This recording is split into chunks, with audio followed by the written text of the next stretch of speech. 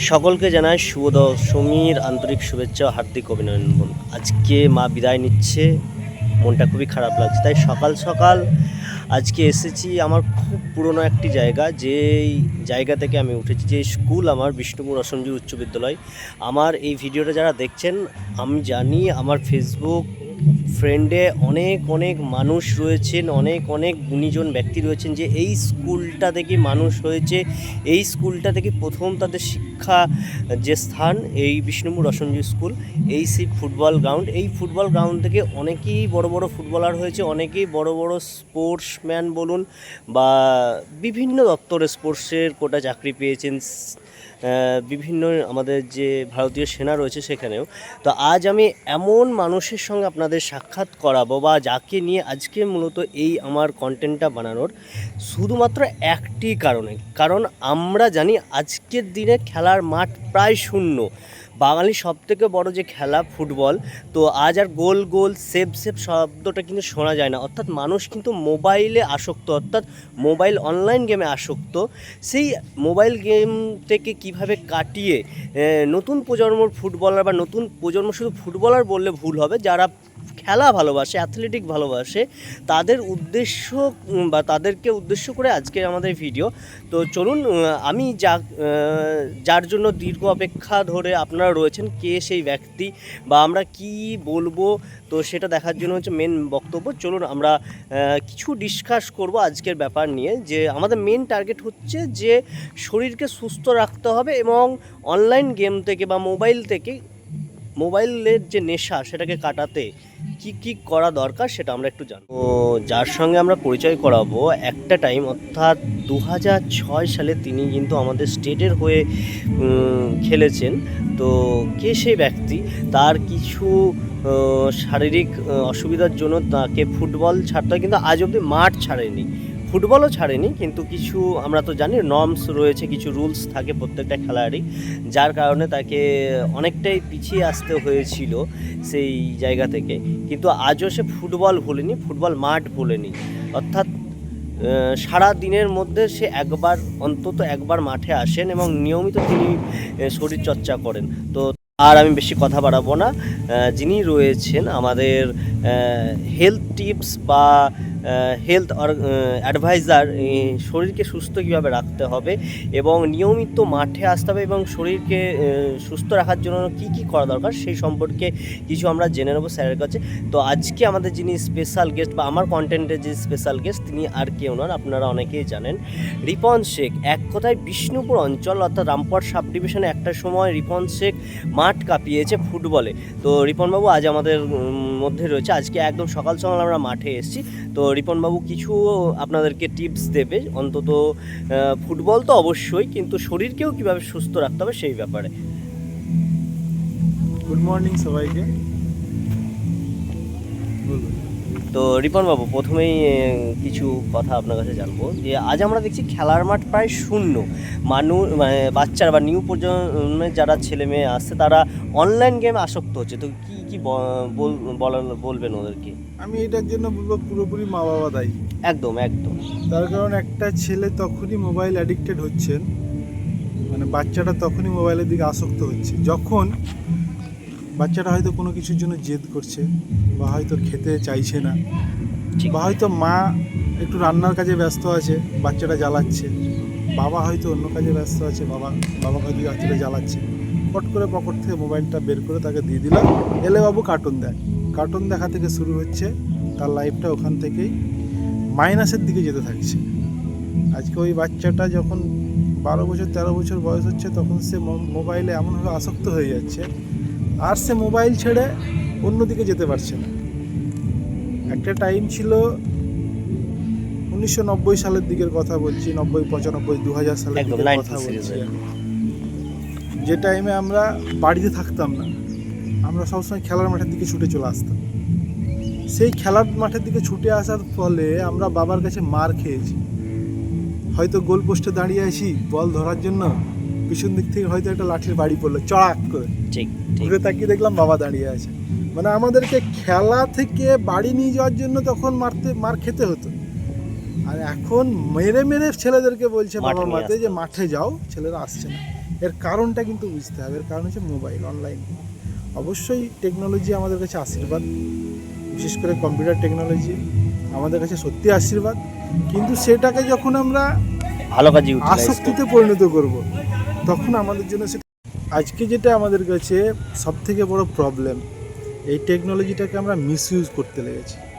আজকে সোশ্যাল মিডিয়াতে আমরা এমনভাবে মগ্ন হয়েছি, আমাদের 12-13 বছরের ছেলেরা পড়াশোনার থেকেও বেশি প্রাধান্য দিচ্ছে মোবাইল গেমে, বিশেষ করে ফ্রি ফায়ার, পাবজি। আজকের দিনে মা বাবাদের এটা ভাবা উচিত যে আমার ছেলেটাকে, মেয়েটাকে আমি যদি হাতে ধরে খেলার মাঠে নিয়ে যাই, তার একটা ভবিষ্যৎ গঠন হবে। আজকে খেলাধুলা শুধু শরীরকে গঠন করে না, এখন তো অনেক একটা চাকরিও ব্যক্তির- হচ্ছে স্পোর্টসের ওটা তো অনেক পরের কথা। চাকরি হবে না হবে স্পোর্টস কোটাতে, সেটা তো তার নিজের পরিশ্রমের ফল। কিন্তু আমি যেটা বলতে চাইছি সেটা হচ্ছে একটা ব্যক্তি শুধু শারীরিক গঠন হয় না খেলাধুলা, মেন যেটা হয় খেলাধুলা হচ্ছে এমন একটা প্ল্যাটফর্ম যেখানে আমাকে প্রেসার নিতে শেখায়। আমি মানুষ হিসাবে সমাজে যেটা প্রেসার কুকারে আমাদেরকে পড়তে হয়, সেই প্রেসারে চলার রাস্তাটা আমাকে খেলাধুলা বোঝায়। একটা গেম করার সময় যখন আমি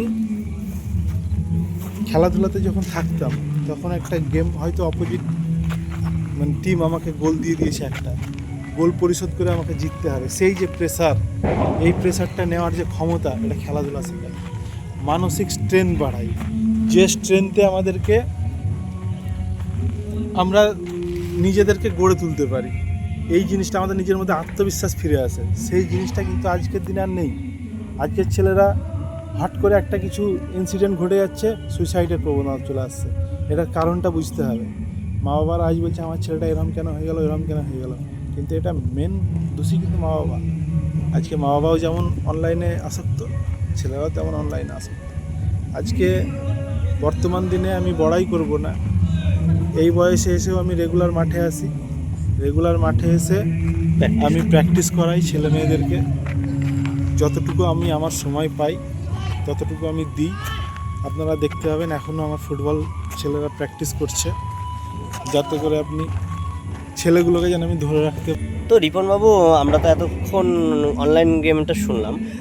বয়স্ক যারা রয়েছেন, যারা বাড়িতে বিভিন্ন হাঁটুর ব্যথা যেটা হয় বয়সে, যেটা আপনি হেলথ টিপস দেন, কি কি করা উচিত একটু যদি সংক্ষেপে আমার বলেন। একটা ফেসবুক চ্যানেল আছে, Ripon RIPON BSC sports SPORTS, Ripon space BSC sports, এই নামে আমার একটা ফেসবুক চ্যানেল আছে।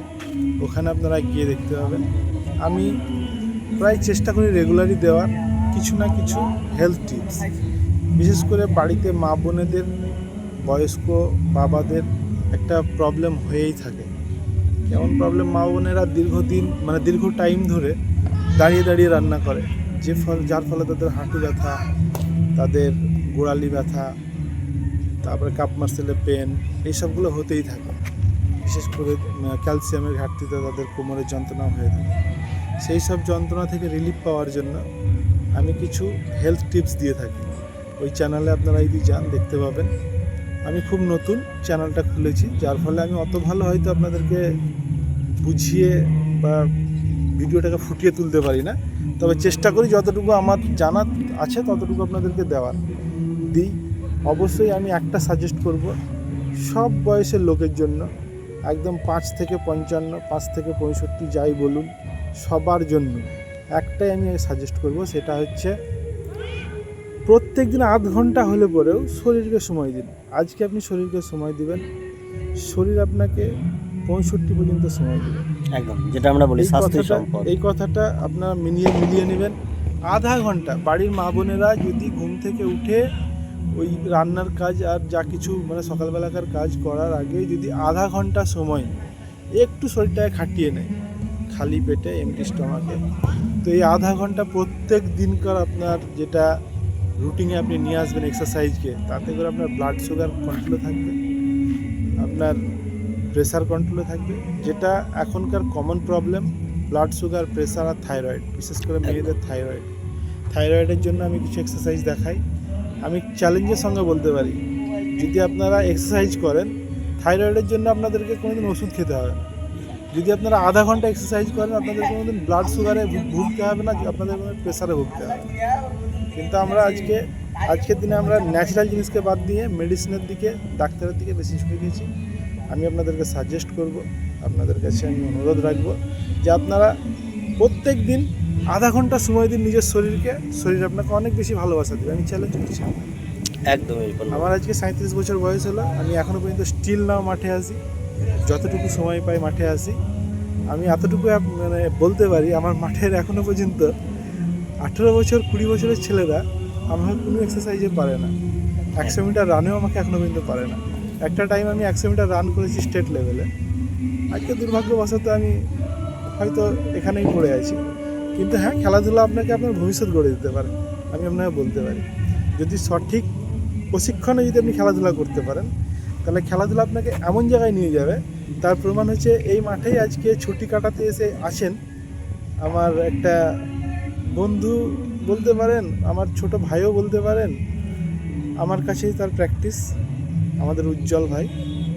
আজকে তিনি সিআরপিএফের কোবরা কমান্ডোতে আছেন। বাহ। ওনাকে আমি যতটা পরিশ্রম করিয়েছিলাম উনি ততটাই নিয়েছিলেন। আজকে উনি সমস্ত পরিশ্রমের ফল কিন্তু পেয়েছেন। শুধু উনি না, আমাদের বিষ্ণুপুরে অনেক ছেলেমেয়েরা আছেন যারা এই মাঠে প্র্যাকটিস করেছেন। তারা আমাকে যথেষ্ট গুরুর মতো সম্মান করেছে, সম্মান করে তারা আমি যেটা বলেছি সেটা করেছে। তার ফলে আজকে তারা সার্ভিস করছে। খেলাধুলার জীবনটা হচ্ছে অনেক সুখের, অনেক শান্তির এবং কেরিয়ার গড়তে পারে। আজকে খেলাধুলাতে অনেক বেশি অপরচুনিটি আছে, যেটা হয়তো সেই সময় ছিল না, 90-এর দশকে 2000-এ ছিল না। ঠিক। আজকে কিন্তু আছে, আজকে অনেক বেশি অপরচুনিটি আছে। আজকে বিভিন্ন সেক্টরে খেলাধুলা চাই। আমরা আপনাদেরকে এটাই অনুরোধ করব, আপনাদের ছেলে মেয়েদেরকে মাঠে নিয়ে আসুন, খেলাধুলা করা। তাদের ভবিষ্যৎ এখানে অনেক উজ্জ্বল হবে। কিছু না হলে সে মানুষের মতো মানুষ হতে পারে, একটা স্ট্রং ম্যান হতে পারে। এটা অনেক বেশি পাওনা, এটা আপনার ঠিক। জীবনে চলার পথের অনেক বেশি পাওনা। এই বলে আমি আমার বক্তব্য শারীরিক শেষ এবং করছি। মানসিক তো হ্যাঁ, বৃদ্ধি অবশ্যই, হয়, অবশ্যই। তারপর একটা ডিসিপ্লিন যেটা হ্যাঁ, খেলাধুলায় আপনার ডিসিপ্লিন তো অবশ্যই থাকতে হবে। এই যে একটা আর্লি মর্নিং ওঠা, সকালবেলা ঘুম থেকে উঠে চোখ কচলাতে কচলাতে মাঠে আসা, এটার অনেক বেশি মজা, অনেক বেশি আনন্দ। এই মজাটা যখন কেউ পাবে তখন সে আর মাঠ ছাড়তে পারবে না, যেটা আমরা একদম। পেয়েছি। আমাদের কাছে যদিও শুনতে খারাপ লাগতে পারে, কিন্তু এটাই বাস্তব। আমাদের জীবনের সব থেকে প্রথম প্রেমিকা, সব থেকে প্রথম ভালোবাসা খেলা। আমাদের জীবনে এখনো পর্যন্ত সেই ভালোবাসার জায়গাটা, Specially প্রেমিকার football। জায়গাটা স্পেশালি ফুটবল আর খেলাধুলাটাই আমার জীবনের সব থেকে ভালো লাগার জিনিস। সমস্ত কিছুর পরেও যতটুকু সময় পাই আমি খেলাধুলাতে দিই আজও পর্যন্ত। আপনারা সুস্থ থাকবেন, ভালো থাকবেন, সবাই একটু একটু ব্যায়াম করুন, শরীরকে সুস্থ রাখুন। এই বলে আমি শারদীয়ার প্রীতি ও শুভেচ্ছা জানিয়ে সকলের কাছে নমস্কার করে আমি শেষ করছি। তো অসংখ্য ধন্যবাদ রিপন বাবুকে। এতক্ষণ ছিলেন আমাদের ফুটবল প্রেমী এবং ক্রীড়াপ্রেমী, ফুটবল প্রেমী বললে ভুল হবে, স্পেশালি ক্রীড়াপ্রেমী। তো রিপনবাবু কিছু টিপস আপনাদেরকে দিলেন এবং তিনি আজও কিন্তু রীতিমতো তিনি প্র্যাকটিস করেন, সকাল সকাল মাঠে আসেন।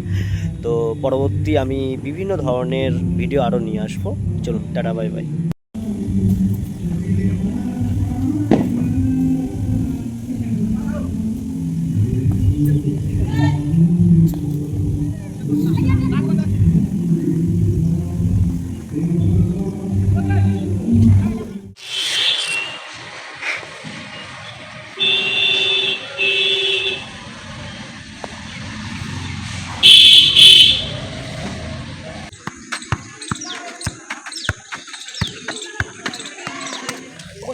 সাইকেল ঢুকাচ্ছে মোটরসাইকেল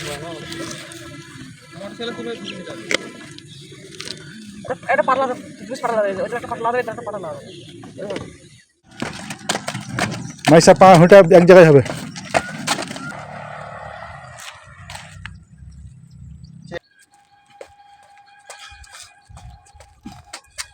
এই পায়ে করবো, ধরিস, পুশ করিস। একসাথে হলো।